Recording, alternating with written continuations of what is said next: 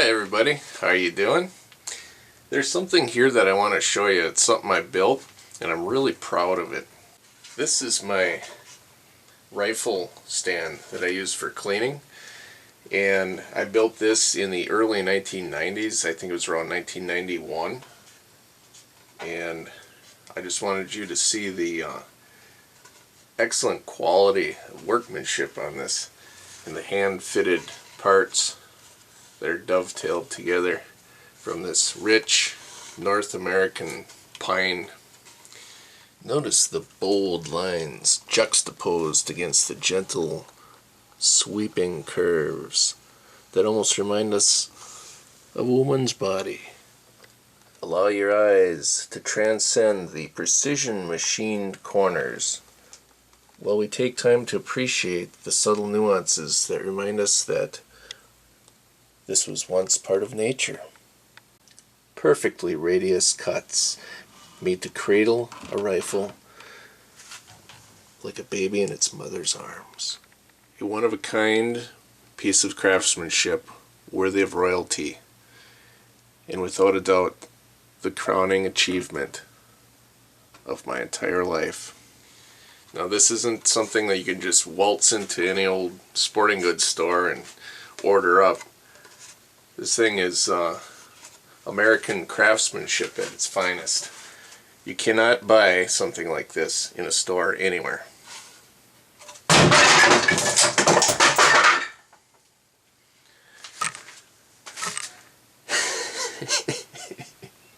Shit. Alright, sorry about that corny intro. I got something to replace that piece of junk wooden gun vise that I've been using for, it's not even a gun vise, the gun holder that I've been using for over 20 years. I got Tipton's best gun vise, and I'd been looking at this thing for a couple of years, and I just could not get myself to buy it because the thing lists for 130 bucks, and I'm thinking that should be $30, you know, plastic and just, I don't know. Well, it's actually pretty nice. It has, you know, this aluminum track in it so that you can adjust everything infinitely for different gun designs and everything. It's got these rubber feet on the bottom, and these actually do a pretty good job of gripping the bench. I thought I was going to have to pull those off and drill and screw that thing to the bench. It's actually not necessary. It holds pretty well. I'll show you how it works.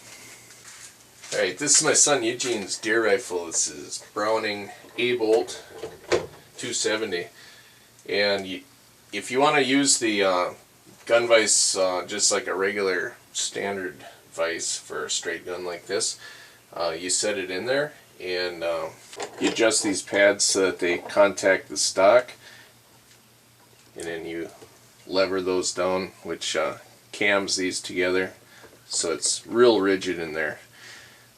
You'd have no problem shoving a tight patch in there without this slipping. Now, for a break action shotgun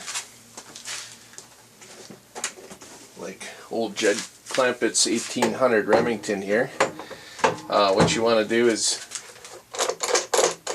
stand this part up, and that only takes a second to do.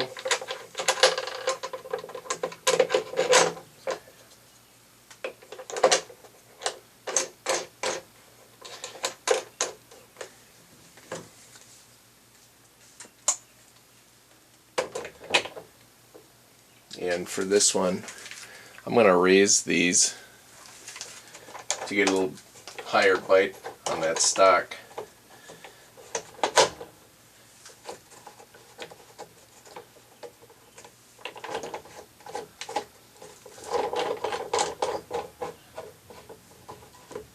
Like that. And what I like about this is you can take a flashlight and shine it in the end here while you're working on it, and you can see down the bore like that. But I think the gun that most of you are going to be interested in this vise for is going to be the AR-15, because with this,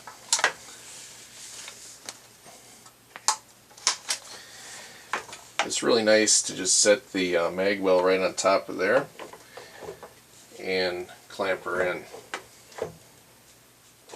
Or you can also have it down here. I would just have to make some minor adjustments if I want to have it real high. I kind of like it like this. I don't need a real lot of drop on there, but it's nice to have the stuff run out the front, run out the muzzle. So you're not having anything, you know, any cleaning job, you're going to want the muzzle tipped down, obviously. But this is really nice because you can get the bolt carrier out and work on it like this. So what could be better for an AR-15? And the same thing goes for a piston gun,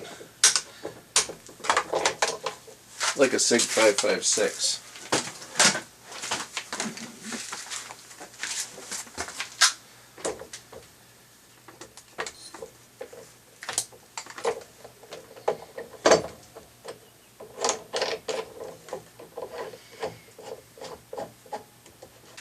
So with the rifle like this, you can just pull your gas piston out and work on everything from this end.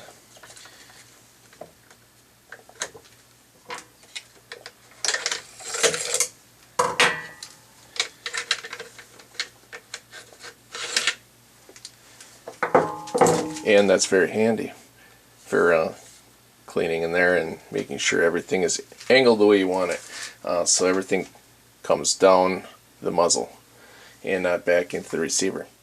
Okay, so it works for hunting rifles and break action shotguns and AR style firearms. Let's try it with a handgun now. There are a few dangers that you subject your precious handguns to more than cleaning them. And I'm serious about that, because when you're handling this thing over a concrete floor, your hands are oily,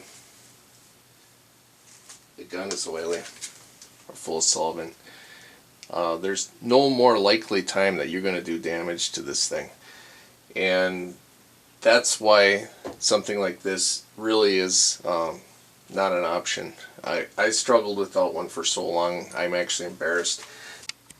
Okay, to set this up for my 1950s pre-model 28 357 Magnum Smith & Wesson Highway Patrolman, we'll just lock the stock in there like that, and I'm going to make a little adjustment here and put that right out to the end of the barrel. Lock that down, and now when I roll that cylinder out, this thing's rock solid. I can work on those chambers, I can clean underneath that ejector star, and there's no risk of me fumbling this thing or having this cylinder roll suddenly and have that star damage the frame. There's no reason to damage your frame when you're cleaning your gun, and doing that would be about the second worst thing you could do to dropping it onto concrete.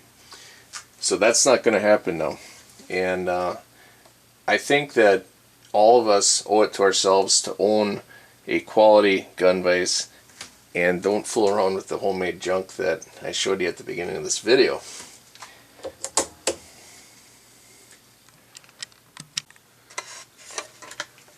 See, I wasn't kidding, this thing really is dovetailed. Huh, I didn't remember doing that. Thanks for watching.